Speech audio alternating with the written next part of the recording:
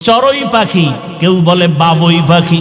ওই পাখিরা দেখছুনি কেমন সুন্দর বাসা বানাইছে তাল গাছে। কোথায়? তাল গাছে। এই চড়ুই পাখি, খেজুর গাছে বাঁধলি না কেন? নারিকেল গাছে বাসা বাঁধো না কেন? আমরা জানি তোমরা যে আকাম কুকাম করো, এর বিনিময়ে বাজে বাজে গজব আসবে, গজব। ওই গজবে নারিকেল গাছ ভেঙ্গে যাবে, খেজুর গাছও ভেঙ্গে যেতে পারে, কিন্তু সহসয় তাল গাছ ভাঙবে না। আমরা গবেষণা করে ওই জায়গায় বাসা বানায় রাখছি, যেমন তেমন তুফানে আমগো মারতে পারবে না। দুনিয়ার মানুষের মেধায় কথায় ভুল, অথচ আল্লাহ পাক কেমন ইঞ্জিনিয়ার মৌমাছিকে বানাইছেন। মৌমাছির বাসাতে তাকাইয়া দেখো, এত সুন্দর মৌমাছি বাসা বানায় গাছের ডালায়, নিচে কোনো রশি দিয়া বাঁধাও নাই। একটা মৌমাছির বাসায় 20 কেজির উপরে মধু থাকে, ঠিক নি? মধুর বোতলগুলো খোলা, নিচের দিকে এক ফোঁটা মধু গড়াইয়া পড়ে না। ওরা এমন সুন্দর বিল্ডিং বানায় রাখছে, ওদের বেডরুম আলাদা, ড্রয়িং রুম আলাদা, ডাইনিং আলাদা, বাথরুম আলাদা, মধু রাখার বোতলগুলো আলাদা। সব মধুর বোতলের মুখ খোলা, নিচে এক ফোঁটা মধু পড়ে না। ওদের কামরা রুমগুলোর কোনো আঁকা বাঁকা নাই। আমেরিকার মৌমাছির বাসা, সুন্দরবনের মৌমাছির বাসা এক জায়গায় করে দেখো, মনে হয় জানো এরা সবাই এক মাস্টার, আমার আল্লাহর ছাত্র। মানুষ তুমি কতটাই যে দুর্বল, মেধার বেলায় দুর্বল, খানার বেলায় দুর্বল, চলার বেলায় দুর্বল, ধর্মীয় লাইনে দুর্বল, দুনিয়ার লাইনেও তুমি দুর্বল। এমন একটা মানুষ জমিনে নাই যে স্বয়ং সম্পূর্ণ। আমি কোরআনের তর্জমা জানি, কোরআন পড়তে জানি, যে পড়তে জানে না সে দুর্বল। আবার আমি পড়তে জানি, তর্জমা জানি না, যে পড়তে জানে তর্জমা জানে না, তর্জমা জাননেওয়ালার কাছে সে দুর্বল। আর একজনে তর্জমা জানে, ব্যাখ্যা জানে না, তাফসীর জানে না, ওই বান্দা তাফসীর কারকের কাছে দুর্বল। আবার আমি তাফসীরও জানি, কিন্তু কোরআনের আয়াত দিয়া হাদিস দিয়া ফতোয়া দিতে পারি না, আমি ফতোয়ার কাছে দুর্বল। আল্লাহ দুনিয়াতে প্রত্যেকটা মানুষের দুর্বল বানায় রাখছেন। আল্লাহ দুর্বল বানাবার কারণ, এক কারণ হলো আল্লাহ বেশি মহব্বত করে এই দুর্বলতার কারণে। ঘরের ভিতরে বাচ্চা আছে, শিশু, মা বাবা ভাই বোন সব বড়, কিন্তু মা বাবা বড় ছেলেরে এত ভালোবাসে না বাচ্চাটারে যত ভালোবাসে, ঠিক নেই? আল্লাহ কয় আমি শক্তিশালী বাঘের এত ভালোবাসি না, দুর্বল মানুষের যেই পরিমাণ ভালোবাসি। আমি জিনের এত ভালোবাসি না, মানুষের যত ভালোবাসি। আমি ফেরেশতাকে এত ভালোবাসি না, মানুষ তোমার এত ভালোবাসি। আমি বড় আদর করে তোমারে বানাইছি, আমি আল্লাহ বড় মোহাব্বত করে তোমারে বানাইলাম। তোমার মর্যাদাটা সবার উপরে দিয়ে দিলাম। ফেরেশতারা তোমার গোলাম, জমিন তোমার গোলাম, আসমান তোমার গোলাম, সূর্য তোমার গোলাম। ও বান্দা, এগুলো সব তোমার গোলাম বানায় দিলাম। এই বেটা, মাস্তানি করো, টাকা পয়সা, গাড়ি বাড়ি, বাতাস, সূর্য সব তোর গোলাম বানায় দিছি। এমনি তুই গাঞ্জা খাবি, মদ পান করবি, এই জন্য এগুলো দেওয়ার পেছনে কারণ নাই। আল্লাহ বলেন এই কারণটা যদি উদ্ঘাটন না করো, তাহলে আমি করায় গন্ডায় গলায় পাড়া দিয়া সব নেয়ামতের হিসাব নিব। সুম্মা লাতুসআলুন্না ইয়াউমাইযিন আনিন নাঈম। ও বান্দা, তুই এত সম্মানের জায়গায় আসছো, ফেরেশতারা এত সম্মানের জায়গায় নাই। তুই দুর্বল মানুষটা এত সম্মানের জায়গায়। তোর সম্মানের কারণে, তোর দুর্বলতা আছে, এরপরও তোর সম্মান। এ কারণে শক্তিশালী পাক তোর গোলামি করে, বাতাস গোলামি করে, সূর্য গোলামি করে। ও বান্দা, এমন সম্মান আমি আল্লাহ তোমারে দান করলাম। ওয়ালাকাদ কাররামনা বানি আদম ওয়া হামালনাহুম ফিল বাররি ওয়াল বাহরি ওয়া রাযাকনাহুম মিনাত তাইয়্যিবাত ওয়া ফাদ্দালনাহুম আলা কাসীরিম মিম্মান খালাকনা তাফদীলা। বনি আদম বড় দামি। আল্লাহ স্থলে পানিতে সম্মান মানুষের বাড়ায় দিছেন, জমিনে চলার মতো রাস্তা করে দিছেন আমার আল্লাহ। পানির মধ্যে চলার মতো ব্যবস্থা করে দিছেন আমার আল্লাহ। আল্লাহ জমিনের কুকুরেরও খানা দেয়, জমিন থেকে একটা পিপিলিকারও খানা দেয়, মানুষেরও দেয়। তবে মানুষের খানার মতো পিওর খানা আল্লাহ কাউকে দেন না। কাদের কুদরত দারি বার কামাল আন্তা রব্বি আন্তা হাসবি জুল জালাল। ও বান্দা তুমি দুর্বল, এখন দুনিয়াতে তোমারে পাঠাইছি পরীক্ষা নিব, আমলের পরীক্ষা নিব। কিসের? আল্লাযী খালাকাল মাউতা ওয়াল হায়াতা লিয়াবলুয়াকুম আইয়ুকুম আহসানু আমালা ওয়া হুয়াল আজিজুল গফুর।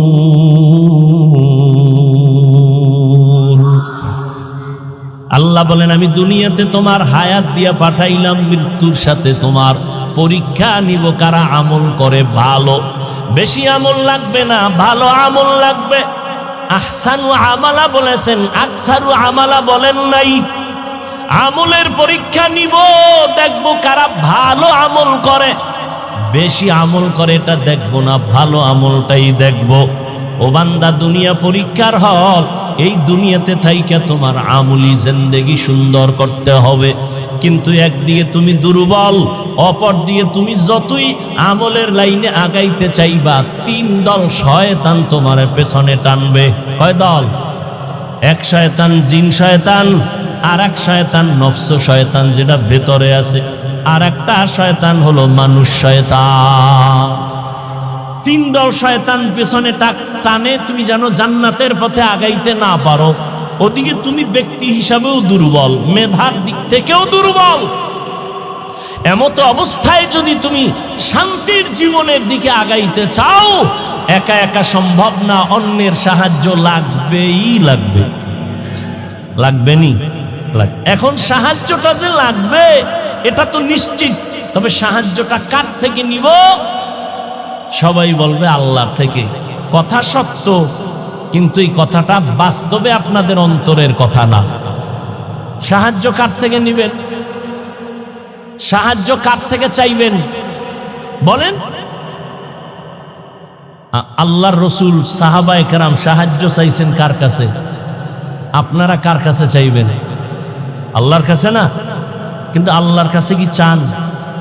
যদি মুসলমানেরা আমার সোনার বাংলার আল্লাহর কাছে চাইতো, তাহলে 52 বছর আগেই জমিন থেকে সুদী এনজিও পালায় যেত। পালাইছে না আরো বাড়ছে? বলেন। আল্লাহ দুই দল মানুষের সাথে খুব রাগ। কয় দল? খুবই রাগ। বলে কেমন রাগ? আল্লাহ কয় রেডি থাকবে ইমান, তোর সাথে আমি আল্লাহ নিজে যুদ্ধ করব, রেডি থাক। এক দলের কথা আছে কোরআন শরীফে, আর এক দলের কথা আছে বুখারী শরীফে। কোরআন শরীফে যেই দলের সাথে আল্লাহ রাগ, ওই দল সুদখোরের দল। আসতে বলেন কেন? বুখারী শরীফে যেই দলের সাথে আল্লাহ যুদ্ধের ঘোষণা দিছেন, ওই দল হলো যারা ওলি আউলিয়া মানে না, ওই দল। এ বিষয়ে বিস্তারিত বয়ান আমার ভিন্ন জায়গায় আছে। তাহলে সাহায্য লাগবেই, এটা তো আমরা নিশ্চিত। এখন কথা হলো সাহায্য কার থেকে নিব? সেই ক্ষেত্রে তাল মিলেন না, বুঝেন। নিজের অন্তর থেকে বিবেক দিয়ে কাজ করবেন, বুঝে শুনে এটার ফলাফল ভালো। আর আবেগে করবেন, এটার ফলাফল ভালো না। আচ্ছা, নিজের অন্তর যদি বলে যে এটা ঠিক, বুঝার পরে তাহলে ওদিকে মন আগায় যায়। এবার বুঝার চেষ্টা করি, সাহায্য তো আল্লাহর থেকে নিব, কথাটা এভারেজ বলে দিলাম, কিন্তু একটু ভালো করে গবেষণা করে দেখি তো। তিনটা দুর্বলতা যাদের মধ্যে নাই, তাদের থেকে সাহায্য চাইতে দেরি, পাইতে দেরি না। কয়টা দুর্বলতা নাই? এক নাম্বার, যার পেছনে টান নাই। নাম্বার 2, যার অভাব নাই। নাম্বার 3, যার স্বার্থ নাই। এই 3 গুণে গুণান্বিত ব্যক্তিদের কাছে চাইলেই দেরি নেই, পেয়ে যাবে। এবার দেখেন তো পৃথিবীতে এই 3 গুণ ছাড়া কে আছে? পিছনে টান নাই এমন কোন মানুষ আছে? আমারে সামনে আগাই স্ত্রী বলে টাকা দাও, সন্তান বলে দাও, মা বাবায় বলে দাও, তাহলে আমি যত আগাইতে চাই পেছনে টান আছে না নেই? বলেন। নাম্বার 2, অভাব নাই। একজন মানুষ দেখান তো পৃথিবীতে কার অভাব নাই? বরং যে যত টাকার মালিক তার অভাব তত বেশি। গরিবের অভাব 100 টাকায় সমাধান, কোটিপতির লক্ষ টাকায় সমাধান হয় না। কথা ঠিক নেই? বড় লোকের বাড়ি আছে 5 তলা রংপুর, এরপর মন ভরে না, বাড়ি আরো লাগবে। গরিব একটা খেরের করে থাইকাও কোনো পেরেশানি নাই। দুনিয়াতে অভাব ছাড়া কোনো মানুষ নাই। 3 নম্বরে দেখো, এই জমিনে একজন মানুষ আছে কিনা যার স্বার্থ নাই? এই রংপুরের মানুষেরা বলো, কার স্বার্থ নাই? কার নাই? পিসাবগো নাই না? পীর সাহেব যারা, এগো কোনো স্বার্থ নাই। কথা বলেন না কেন?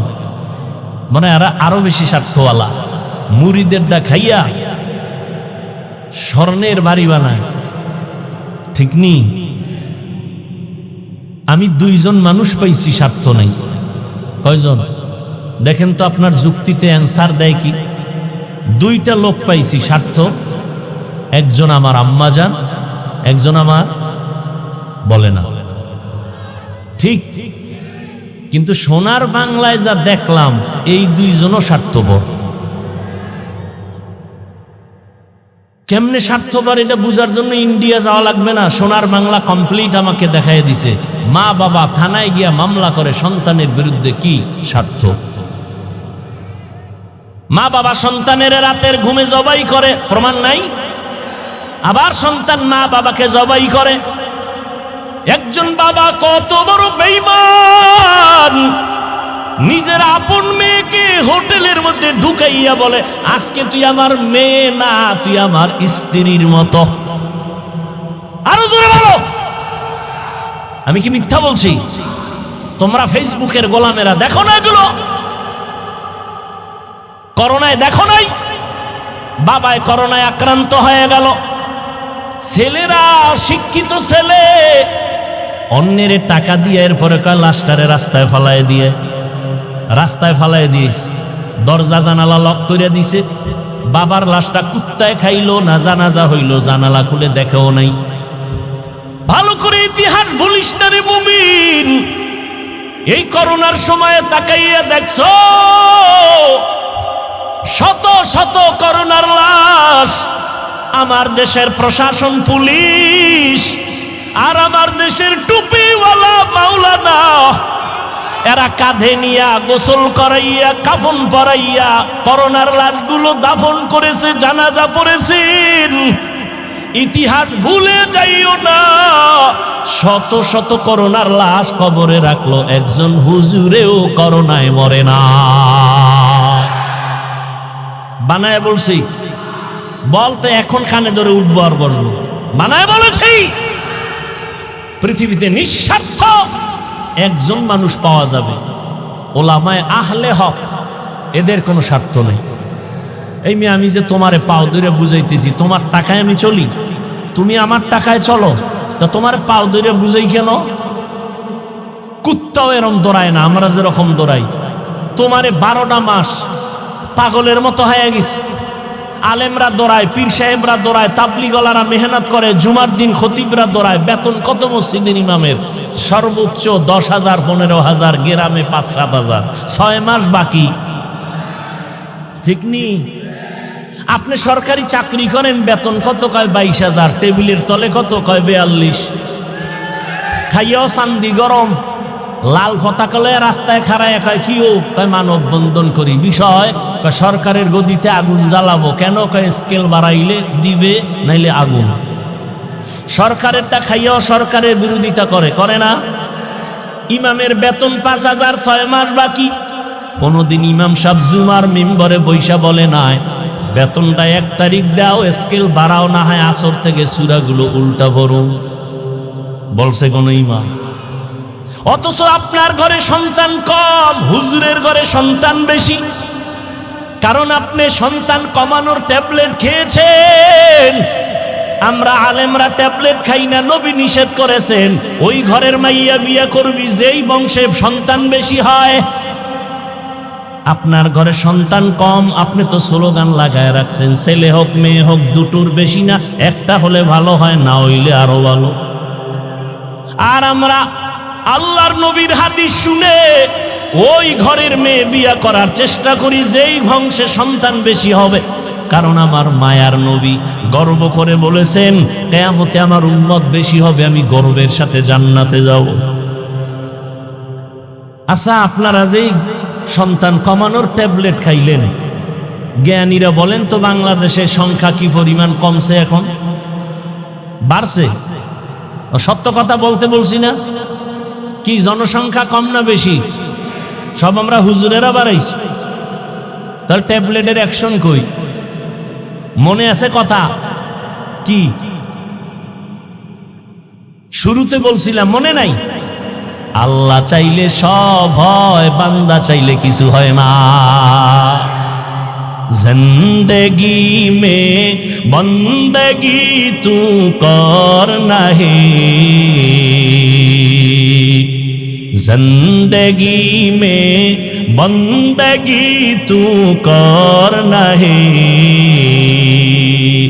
जिंदगी बे बंदगी शर्मिंदा है, जिंदगी बे बंदगी शर्मिंदा है। ও এলাকার মা বোনেরা, ও যুবক, ও পর্দার আড়ালের আম্মা জানেরা, ও বাবাজিরা, কয়দিন আর দুনিয়ায় বাহাদুরি করবা? স্বার্থ নাই, অভাব নাই, পিছনে টান নাই, দুনিয়াতে কেউ নাই। তবে এই তিনটা গুণে গুণান্বিত যিনি আছেন তিনি একজন আমার। আরো জোরে বলেন, ইয়া আইয়ুহান নাস আনতুমুল ফুকারাউ ইলাল্লাহ ওয়াল্লাহু হুয়াল গানিয়্যুল হামিদ।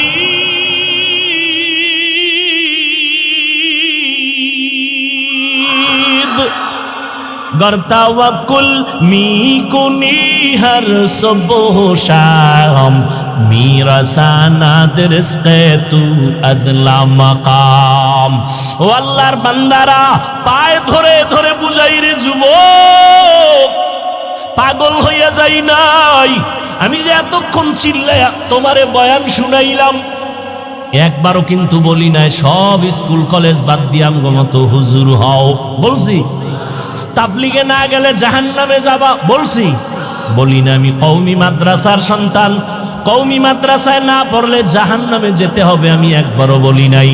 আমি পাস করলি টুপি মাথায় দিলাম, একবারও বলি না তুমিও পাস করলি মাথায় দাও, না দিলে জাহান্নামে যাইবা। ও বাবারা, যুবকেরা, ভালো করে বুঝো, আমি তোমাকে বুঝায় যাই। তুমি চাকরি করো, ব্যবসা করো, স্কুল কলেজে পড়ো, বাধা নাই, ওখানে পড়ো, দোয়া করে গেলাম। ডাক্তার হও, দোয়া করি। ইঞ্জিনিয়ার হও, দোয়া করি। প্রফেসর হও, দোয়া করি। তবে একটা অনুরোধ, বেয়াদব হইবা না। তোমার ব্যবহারে যেন কোনো আলেমরা কষ্ট না পায়, তোমার আচরণে যেন কোনো মা বাবা কষ্ট না পায়, তোমার ব্যবহারে যেন খবরদার এলাকার কোনো মুরব্বীরা কষ্ট না পায়। ও যুবক বাবারা, তোমার মতো যুবক এখনো আছে, স্কুলে কলেজে পড়ে, 5 বেলার নামাজ পড়ে, আছে না নাই?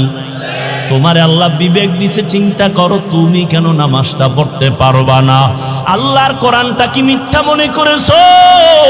আমিও তো তোমার মতো প্যান্ট শার্ট টাই লাগায় দাড়ি কাইতে যদি রাস্তায় চলতাম, কেউ আমারে বাধা দিত না। এই টুপির কারণে মাথা গরম, দাড়ির কারণে যৌবনের ভাব চলে যায়, লম্বা জামা পরার কারণে শরীরটা গরম লাগে, কম বুঝি না। এরপরও কেন নামাজ সারি না, বেপরদায় চলি না? একমাত্র কারণ আমার আল্লাহর কোরআন সত্য, কোনো মিথ্যা নাই। আছে ১৫০০ বছর পর্যন্ত কত অপচেষ্টা বেঈমানেরা করলো একটা ভুল বের করার জন্য, কেউ পারে নাই। বরং বহু বিধর্মী ভুল বের করতে গিয়ে নিজে মুসলমান হয়ে গেছে। ওই আল্লাহর কোরআন সত্য। বলো যুবকেরা, ওই কোরআনে জান্নাতের বয়ান আসেনি? জাহান্নামের বয়ান আসেনি? মিথ্যা সত্য। কে জান্নাতে যাবে কে জাহান্নামে যাবে তাও আল্লাহ বলেছেন। ইন্নাল আবরারা লাফি নাঈম ওয়া ইন্নাল ফুজ্জারা লাফি জাহিম। নেক আমলওয়ালারা জান্নাতের পথিক, যারা গুনাহ করবে অন্যায় করবে তারা জাহান্নামের পথিক। জান্নাতটা কেমন আরামের ঘর আল্লাহ তাও কোরআনে বলেছেন, জান্নাতিন তাজরি মিন তাহতিহাল আনহার। জাহান্নামটা কেমন ভয়ঙ্কর গুনাহগারের জন্য আল্লাহ তাও বয়ান করেছেন। ওয়াইলুল লিকুল্লি হুমাযাতিল লুমাযা আল্লাযী জামাআ মালান ওয়া আদ্দাদা ইয়াহসাবু আন্না মালাহু আখলাদা কাল্লা লা ইউমবাদান্না ফিল হুতামা ওয়া মা আদরাকা মাল হুতামা নারুল্লাহিল মুকাদা আল কারিআতু মাল কারিআ ওয়া মা আদরাকা মাল কারিআ ইয়াউমা ইয়াকুনুন নাসু কাল ফারাশিল মাবসুস। এই সূরাগুলো জাহান্নামের বয়ান। আলহাকুমুত তাকাসুরু হাত্তা যুরতুমুল মাকাবির।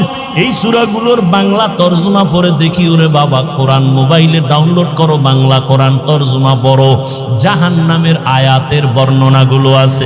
ওই জাহান্নাম কত ভয়ঙ্কর।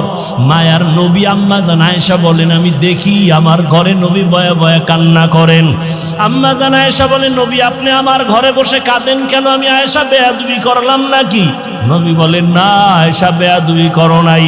তাহলে কেন কাঁদেন? নবী বলেন, আয়েশা হাসরের ময়দানে ভয়ঙ্কর অবস্থার কথা আমার মনে পড়েছে, এই জন্য কান্না করি। আমার উম্মতের কি উপায় হবে? হাসরের ময়দানটা তো ভয়ঙ্কর হবে। আম্মা জান আয়েশা বলেন, ইয়া রাসূলুল্লাহ কেমন ভয়ঙ্কর? নবী বলেন, এই জমিনটা হবে কিয়ামতের মাঠ। এই জমিন আল্লাহ পাক আদালত কায়েম করবেন। সূর্যটা মাথার উপরে চলে আসবে, সূর্যের গরমে জমিনটা তামা হয়ে যাবে। ও রংপুরের মুসলমানেরা, সূর্যের গরমে আর সহ্য করতে পারো না রে মুমিন। ওই সূর্যটা বিজ্ঞানীরা বলে 9,30,00,000 মাইল উপরে সূর্য। দিনে ছিল রাতে নাই, তারপরও গরম লাগে। এসির বাতাসটাও ঠান্ডা বের হয় না, ঘরে ঘরে এসিটা দুর্বল হয়ে যাইতেছে। এই সূর্যটা মাথার উপরে আসলে কি উপায় হবে জানো না রে মুমিন? আমার নবীর কোনো গুনাহ নাই, সেই নবী পর্যন্ত কান্না করেন। সূর্যের গরম, অপরদিকে জাহান্নামের আওয়াজ। নবীদের কোনো গুনাহ নাই, তারা ভয়ে কান্না শুরু করবেন। মূসা নবী কাঁদবেন, ঈসা নবী কাঁদবেন, ইব্রাহিম নবী কাঁদবেন। এভাবে কান্না করে বেকারার হয়ে যাবেন তারা। উম্মতেরা সুপারিশের জন্য দৌড়াবে, বলবে আমরা পারবো না, চলে যাও। আম্মা জান আয়েশা বলেন, উম্মতেরা সর্বশেষ কি করবে? নবী বলেন, সব শেষে আমাকে তালাশ করা শুরু করবে। ওই হাসরের ময়দানে নবী আপনাকে কোথায় পাবে? নবী বলেন, আমি থাকবো আমার মাওলার কুদরতের সামনে মাকামে মাহমুদে সিজদায় কান্নার অবস্থায়। আমি কান্না করে বলবো, আল্লাহ আমার একটা উম্মত জাহান্নামে যেন না যায়। আল্লাহ বলবে, নবী আপনার উম্মতগুলো আপনি বেছে বেছে জান্নাতের দরওয়াজার দিকে নিয়ে যান। আমি আমার উম্মতগুলোকে বেছে বেছে বের করব। আম্মা জান আয়েশা বলেন, ইয়া রাসূলুল্লাহ, হাজারো হাজারো লাখো কোটি মানুষের ভিতরে মূসা নবীর উম্মত, ঈসা নবীর উম্মত, ইব্রাহিম নবীর উম্মত, আপনার উম্মত বাছাই করবেন কিভাবে? নবী বলেন, যারা 5 বেলার নামাজ ওযু বানাইয়া করবে, হাসরের ময়দানে ওযুর অংশগুলো নূরের আলোতে ঝলমল করতে থাকবে। আমি নবী দেখে দেখে তাদের বাছাই করে জান্নাতের পথে নিয়ে যাব। কাউসারের পানি হাউজের থেকে পান করাবো। ও যুবক আল্লাহর গোলাম, মনটারে বুঝাও, হেদায়েতের মালিক আমার আল্লাহ। যারা মূল ডিউটি করবে, আল্লাহর হুকুম মানবে, তারা তো তাদের নির্দিষ্ট জান্নাত পেয়েই যাবে। যারা ওভার ডিউটি করবে, ফরজের পরে নফল, বেঈমানের নামের জান্নাতগুলো ওই ওভার ডিউটি করানেওয়ালা মুমিনকে বোনাস দেওয়া হবে। আতিনা ফি দারে দুনিয়া না হাসান, আতিনা ফি দারে উকবানা হাসান, ইয়া গিয়াসাল মুস্তাগীসিন আহদিনা লফতিখারা বিল উলুমে वल गिना हर गोरी देने को तू तैयार है, जो न मांगे उससे तू बेजार है। জান্নাত আল্লাহ মুমিনকে দিবেন, কোনো বেঈমানকে দিবেন না। যদিও সব বেঈমানের নামে জান্নাতে আলাদা আলাদা ঘর, কিন্তু কোন বেঈমান ঈমান না থাকলে জান্নাত পাবে না। ওই জান্নাতগুলো ওই সমস্ত মুমিনকে দিবেন যারা শুধু মূল ইবাদত করে না, ওভার ডিউটি করে, নফল পড়ে। 5 বেলার নামাজ দৈনিক মুমিনের জন্য মূল ডিউটি। ইশরাক, আওয়াবিন, চাষ, তাহাজ্জুদের নামাজ হলো ওভার ডিউটি। রমজানুল মুবারকে রোজা রাখা মুমিনের মূল ডিউটি, ফরজ। বৃহস্পতিবার, সোমবার দিন আরাফার রোজা রাখা, মুহররমের রোজা রাখা, এটা ওভার ডিউটি, নফল। ধনীদের জন্য জীবনে একবার বাইতুল্লাহ জিয়ারত করা, হজ করা, এটা মূল ডিউটি, ফরজ। ফাঁকে ফাঁকে উমরা করবে, এটা ওভার ডিউটি, নফল।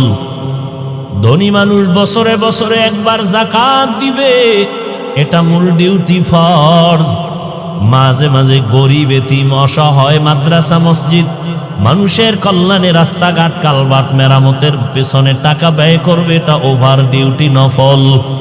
যারা ফরজ আমলের পরে নফলটাও চালাবে, আল্লাহ বেঈমানের বানানো নামে নামে জান্নাত ওভার ডিউটি করনেওয়ালা মুমিনদের বোনাস দিয়ে দিবেন। চালাক বাঙ্গালি কয়, কি বাঙ্গালি? চালাক। শুধু চালাক না, অতি চালাক। চালাক ভালো, অতি চালাক ভালো না। অতি চালাকের আর এক নাম বেয়াদব। বলেন, অতি চালাকের আর এক নাম বেয়াদব। অতি চালাক যারা, তারা কি বলে জানেন? কয় আমার ছোট একটা রুম হলেই তো হয়ে যায়, যে ছোট জান্নাত পাবে 10 দুনিয়ার সমান, তাহলে আবার বোনাসের দরকার কি? আছে না নাই? আছে না নাই? অতি চালাক। রমাজান চলে গেল, এই প্যান্ডেলে বহু আশেকে রসুল আছেন, রমাজান পেয়েও রোজা রাখে নাই। এমন কোন আশেক এখানে নাই? কেন রাখে নাই? ওই অতি চালাকে বলেছিল, আমার ঘরে কি ভাতের অভাব, আমি রোজা রাখবো কেন? আমরা কি ভাতের অভাবে রোজা রেখেছিলাম? আমরা আল্লাহ পাওয়ার জন্য রোজা রেখেছি। রোজাটা কি শুধু মুসলমানরাই রাখে? পৃথিবীতে যত ধর্ম আছে মানুষের বানানো, সব ধর্মের মানুষের মধ্যে রোজা আছে, নাম আলাদা, সিস্টেম আলাদা। ভিন্ন ধর্মের মানুষ রোজা রাখে কি নামে? কয় না খাওয়ার সাধনা করো। কোন কোন ধর্মে এমন আইন আছে, না খাইয়া থেকে সাধনা করে করে যদি মরে, বিনা হিসাবে স্বর্গে যাবে, জান্নাতে যাবে। তাহলে না খাইয়া থাকার সাধনা সব ধর্মে আছে। আমাদের ধর্মে না খাওয়ার সাধনা না, বরং না খাওয়ার মধ্য দিয়ে আল্লাহ পাওয়ার সাধনা। এরকম আশেকে রসুল ছিল, রোজা রাখে নাই। আর একদল কপাল পরা ছিল, রোজা রাখছে ঠিকই, তারাবি পড়ে নাই। এমন আশেক নাই? আবার কিছু আশেক ছিল, তারাবি পড়েছে ঠিক, পুরা তারাবি পড়ে নাই। আছে না নাই? আল্লাহ হেদায়াত দান করুন।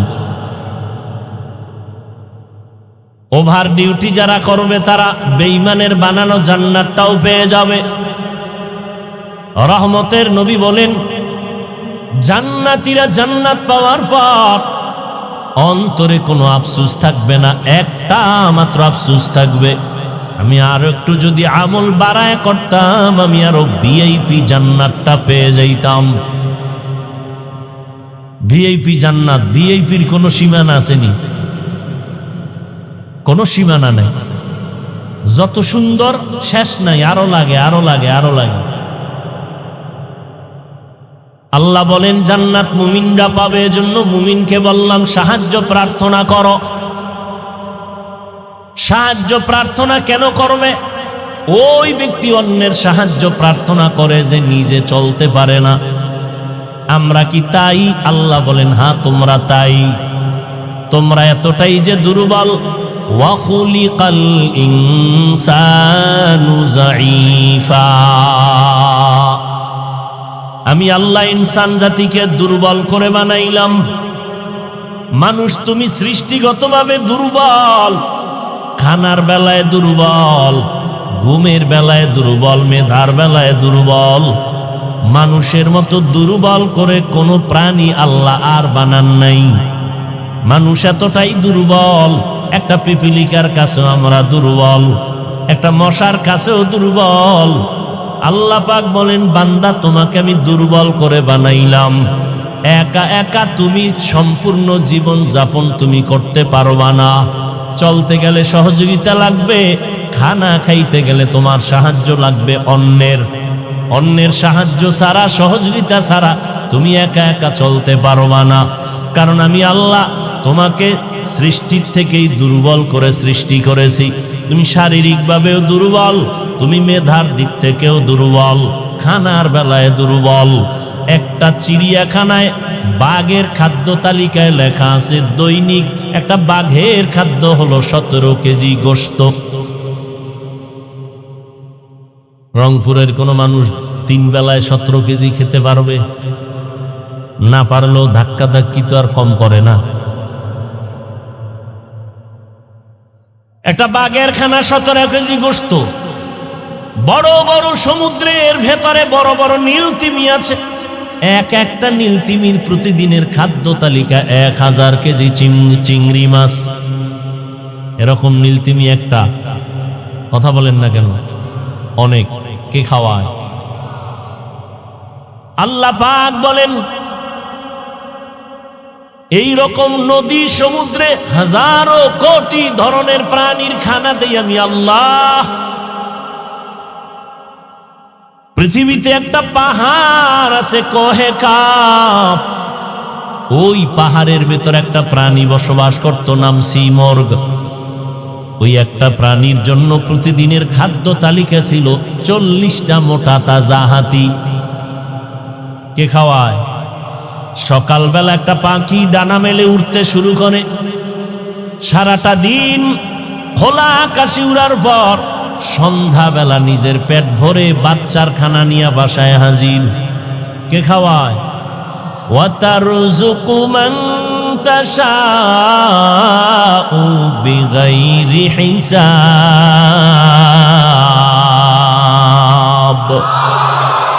गर तवक्कुल मी कुनी हर सुबह शाम, मीरसानात रिज़्क़े तू अज़ला मकाम, जुज़बा हक़ ची ज़े मखाज़ इंसो जा, फज़ले उआ मस्ते दर जुमला जहा।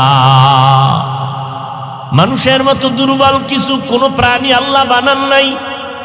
পিপিলিকাগুলো এত দুর্বল, এর থেকে মানুষ আরো বেশি দুর্বল। ওরে মানুষ, পিপিলিকায় যদি একবার মানুষের সাথে রাগ করে, মানুষ আর কোনোদিন খানা খেতে পারবে না। প্রত্যেকটা খানায় দেখবে পিপিলিকার হামলা। মশায় যদি মেজাজটা গরম করে মানুষের সাথে, আর মানুষ যদি চ্যালেঞ্জ দেয়, মশার সাথে আগাইতে পারবে না। একটা বনিয়াদম ঘুমানোর কোনো সুযোগ নাই। কোটি কোটি কর্মচারীরা আজ কোটি টাকা ব্যয় করে ফ্যাক্টরিতে কাজ করে, একটা মশার সাথে যুদ্ধ ঘোষণা দিয়া, মশা বলে তোরে খাবো, বলে খাইতে দিব না। এই জন্য মশারি, এই জন্য কয়েল, এই জন্য স্প্রে, আর এ সমস্ত কোম্পানির মধ্যে কত পরিমাণ কর্মচারীরা কাজ করে বেতন খায়, মশার কারণে পেটে ভাত আসে। এরপর মশার সাথে যুদ্ধে পারছে কেউ বিজয় হইতে? পার্লামেন্টে ঢুকলে এমপি সাহেবের কার্ড আলাদা দিতে হয়, মশার কোনো কার্ড লাগেনি। কালা পোশা গলায় যদি বলে অনুমতি ছাড়া ঢুকলি কেন, বলে সিপাহে যখন ঢুকবো টের ভাবি অনুমতি কারে কয়। ঠিক নি? মানুষ তুমি এতটাই দুর্বল, একটা মশার সাথেও তুমি পেরে উঠবা না। তুমি এসি মশারি লাগাইছো, এসি মশারি এত ঠান্ডা হিমেল, মশারির ভেতরে তুমি এখন ঘুমাইয়া গেলা, বাতি বন্ধ করে দিলা, কোনো মশা নাই। হঠাৎ তন্দ্রাচ্ছন্ন অবস্থায় মশা একটা কানের সামনে ঘুরে আর গান গায়, নাকের সামনে ঘুরে আর গান গায়। বাতিটা জ্বালায়, মেজাজটা গরম হয়ে গেল। এসি মশারি কিনলাম, এরপরও ঢুকলো কেমনে? মশারির ছোট্ট ছিদ্র দিয়া মশা ঢুকছে, আর ওই মশারির ছিদ্রর তুলনায় তোমার কানের ছিদ্র কত বড়। মশা কানের সামনে বারবার দৌড়ায়, ভেতরে ঢুকে না। ঠিক নি? কেন? তোর আব্বায় পাহারা দেয় না? তোমার বাবায় পাহারা দেয়? हकीकत से तू दुनिया बेखबर है, दुनिया की नुमाइश पर नजर है। नमी गुयम के अज दुनिया जुदा बाश, बहर कारे के बाशी बा खुदा बाश। এরে আল্লাহর বান্দা, ভালো করে বুঝো, একটা মশারির ছোট্ট ছিদ্র দিয়া মশা ঢুকলো, কানের ছিদ্র দিয়া ঢুকে না কেন?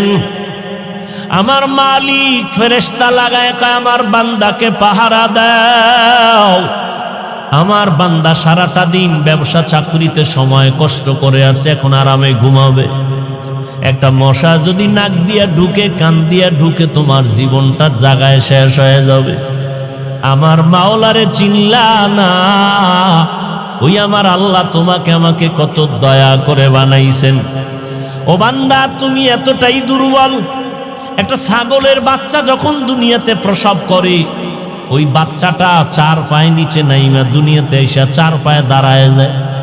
মায়ের দুধটা কোথায় কেউ দেখায় দেয় না, নিজে নিজে মায়ের ওলানটা খুঁজা খুঁজা মুখ লাগায় দেখে মায়ের ওলানটা শক্ত, দুধ আসে না। ভিন্ন কোনো ডাক্তারের কাছেও যায় না, নিজে মাথার অগ্রভাগ দিয়ে জোরে আঘাত করে ওলানটা নরম হয়ে যায়। আর তুমি আমি কতটাই যে দুর্বল। যেদিন তুমি আমি মায়ের গর্ভ থেকে দুনিয়াতে আসতেছিলাম, আম্মা জানের কণ্ঠটা এত ছোট, বাহিরের কেউ শুনে না আম্মা জানের কণ্ঠ কেমন। কিন্তু যেদিন দুনিয়াতে আমি আসব, মায়ের প্রসব বেদনা শুরু হয়ে গেল। আম্মা জানের এমন অচেতনার কান্নার আওয়াজ, মায়ের কণ্ঠের আওয়াজে আশেপাশের বাড়ির মানুষেরা সজাগ হয়ে গেছে, ঘুমাইতে পারে না। আম্মা জানের সহযোগিতার জন্য দাদি নানি পাশে বসা, ভিন্ন মহিলারাও সহযোগিতার জন্য বসে আছে। একটা ছাগলের বাচ্চা দুনিয়াতে আসার জন্য কোনো সহযোগিতা কারো লাগলো না। আর তুমি আমি মানুষ এতটাই দুর্বল, আমার দুনিয়াতে আসার ক্ষেত্রে কতটা সাহায্য মায়ের পাশে লাগলো, দাদি নানির। আম্মা জান এতটাই ভেঙ্গে পড়লেন, কান্না কান্না কান্না, মনে হয় যেন এখন মরে যাবেন। আম্মা জান বেকারার হইয়া বলে, ও মা, শাশুড়ি, তোমরা আমার থেকে একটু দূরে যাও, আমার স্বামীকে আমার কাছে একান্তে দাও। আব্বা জানের পাইয়া আম্মা জান আব্বা জানের হাতটা ধরে গোপনে কাঁদে আর কয়, স্বামী, তোমার ঘরে আইসা মনের মতো খেদমত করতে পারি নাই। আমার মনে হয় মরণ এসে গেছে, 7টা আসমান আমার মাথায় চেপে বসলো বোঝা। প্রসব বেদনা সইতে পারি না, দয়া করে আমাকে মাফ করে দাও, দাবি রাখবা না। আব্বা জানো কান্না করে, বিবি ধৈর্য ধারণ করো, ধৈর্য হারাইবা না। আব্বা জান নামাজের মুসাল্লায় গিয়া কান্না শুরু করলেন, ও দয়ার মালিক, আমার সন্তানের তুমি সুস্থ করে পৃথিবীতে পাঠাও, আমার স্ত্রীটাকেও তুমি সুস্থ রাখো। ও বান্দা, নজর করে দেখ, একটা ছাগলের বাচ্চা প্রসবকালে কতটা স্বয়ং সম্পূর্ণ, আর তুমি আমি কতটাই যে দুর্বল। দুনিয়াতে আসার ক্ষেত্রে আম্মা জান এতটাই পাগল, আম্মা জান এতটাই ভয় ভীত হয়ে কান্না শুরু করলেন। যখন আমি দুনিয়াতে এসেই পড়লাম, দাদি নানি আমাকে ধরিয়া পরিচ্ছন্ন করলো। আম্মা জান বেহুশ হয়ে জমিনে পড়ে গেলেন। আমার দাদি নানি আমাকে পরিচ্ছন্ন করে আমার কান্নার কাছে আমাকে দিয়া কয়, দেখ ফুটন্ত গোলাপের চেহারাটা দেখ। আম্মা জান একটা নজর দেওয়া মাত্র আসমান বরাবর কষ্টটা জাগায় মা ভুলিয়া গেল। ওই মার মুখে হাসি ফুটে গেল। আল্লাহ পাক রব্বুল আলামিন এইবার দেখো বান্দা তোমাকে কত দুর্বল করে বানাইছেন। আম্মা জানকে সবাই বলে বাচ্চাটা কান্না করে দুধ দাও। আমাকে যখন মা দুধ দেয় আমার মুখে দুধ যায় না, মায়ের বুকেও দুধ নাই। আব্বা জান দৌড়ায় গেলেন, ডাক্তার তাড়াতাড়ি ঔষধ দাও, আমার বাচ্চা দুগ্ধ পায় না। ডাক্তার ঔষধ দিল, বাচ্চা যেন ঠিক মতো দুগ্ধ পান করার রাস্তা পায়। কিন্তু একটা ছাগলের বাচ্চা দুনিয়াতে আইসা দুধ পায় না বিদায় কোনো ডাক্তারের পরামর্শও নিল না। আল্লাহ বলে বান্দা নজর করে দেখ, এতটা দুর্বল করে আমি তোরে বানাইছি। ওই মা কত কষ্ট করেছে, আমি আল্লাহ পাক এমন সুন্দর করে তোরে বানাইলাম। আমি আল্লাহ তোরে দুর্বল করিয়া বানাইয়া নিচে রাখি নাই, আমি আল্লাহ তোর সম্মান সবার উপরে বাড়ায় দিলাম। জীবনের মূল কষ্ট মায়ের প্রসব বেদনা,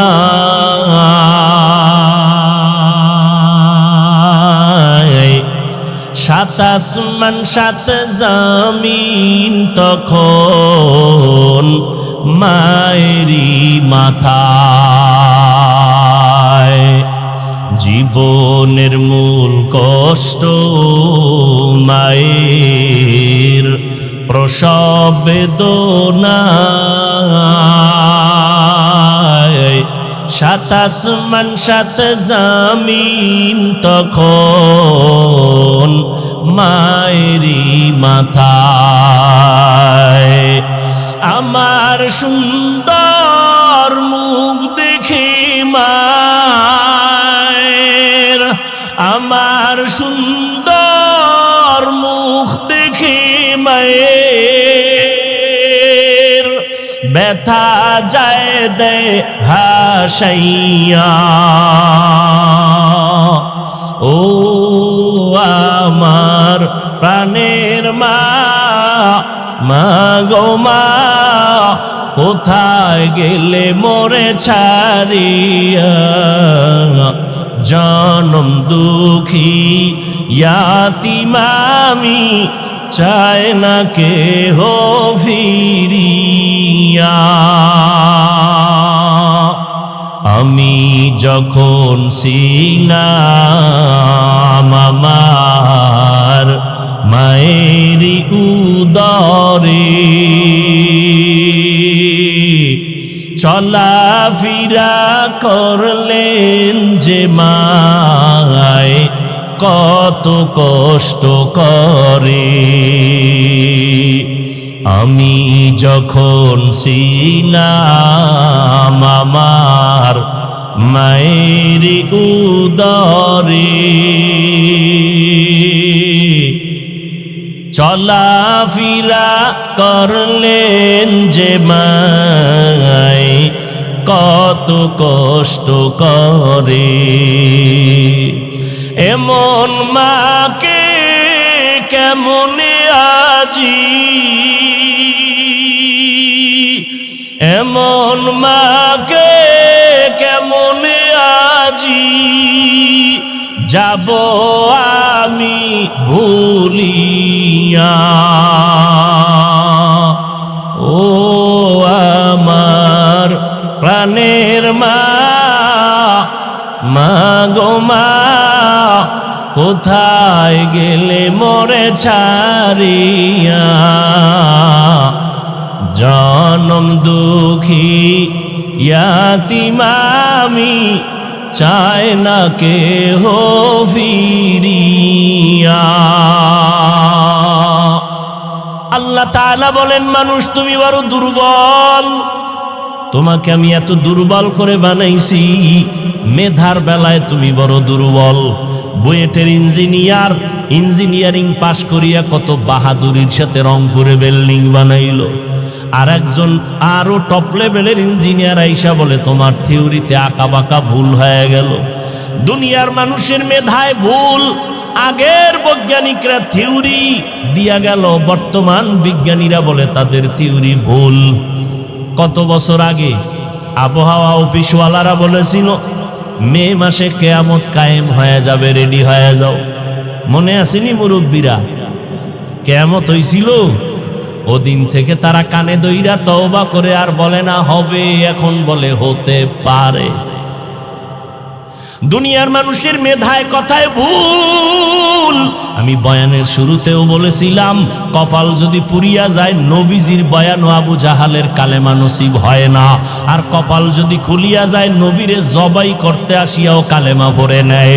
কপাল যদি পুরিয়া যায়, কিছু করার নাই, মনেরে বুঝাইও তোমার মতো যুবক হইয়া র্যাব, আর্মি, পুলিশ, বিডিআরের চাকরি করে নামাজ ছাড়ে না, তুমি কেন পারো না? তোমার কপাল পুড়ে গেছে।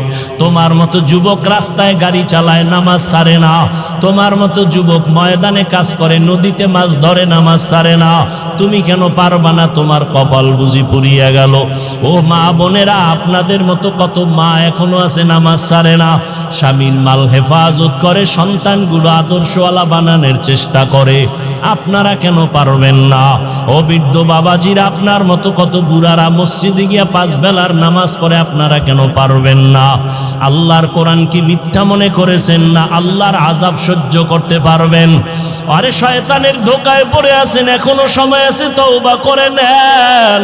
মনে মনে আল্লাহকে ডাকেন আর বলেন, আল্লাহ, শয়তানের ধোকায় তো গুনাহ কম করলাম না, নামাজ তো কম ছাড়লাম না, অন্যের হক তো নষ্ট কম করলাম না, জবান দিয়া গুনাহ করে জবানটারে নাপাক করলাম, হাত নাপাক, চোখ নাপাক, আয় আল্লাহ, আজকে থেকে তওবার নিয়ত করলাম, আর কোনোদিন নামাজ ছাড়বো না, বেপরদায় চলবো না, মা বাবারে কষ্ট দিব না, ওলামায়ে আহলে হকের পরামর্শ নিয়ে নবীজির সুন্নাত অনুযায়ী চলবো। নিয়ত যদি কারো খাঁটি হয়ে থাকে তওবা করার মতো, আল্লাহ যদি কবুল করেন, আপনার অন্তর যদি পরিচ্ছন্ন তওবার নিয়ত থাকে, খাঁটি তওবার নিয়ত যাদের আছে, দুটো হাত আল্লাহকে দেখাইয়া দেন, আয় আল্লাহ, হাতগুলো কবুল করে নেন, তওবা কবুল করে নেন, তওবার উপরে মজবুত হইয়া চলার মতো তৌফিক দান করেন, আমিন। আলহামদুলিল্লাহি রাব্বিল আলামিন, ওয়াসসালাতু ওয়াসসালামু আলা সাইয়্যিদিল আমবিয়াই ওয়াল মুরসালিন ওয়া আলা আলিহি ওয়া আসহাবিহি আজমাইন। ইয়া আরহামার রাহিমিন, ইয়া আরহামার রাহিমিন, ইয়া আরহামার রাহিমিন।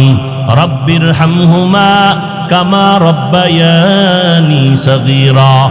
আল্লাহুম্মা ইন্নাকা আফুউন কারীম তুহিব্বুল আফওয়া ফা'ফু আন্না। আল্লাহুম্মা ইন্না নাসআলুকা রিযাকা ওয়াল জান্নাহ ওয়া নাউযু বিকা মিন সাখাতিকা ওয়ান নার। আল্লাহুম্মা ইন্না নাসআলুকা রিযাকা ওয়াল জান্নাহ। আল্লাহুম্মা ইন্না নাউযু বিকা মিনাল বারাসি ওয়াল জুনুনি ওয়াল জুযামি।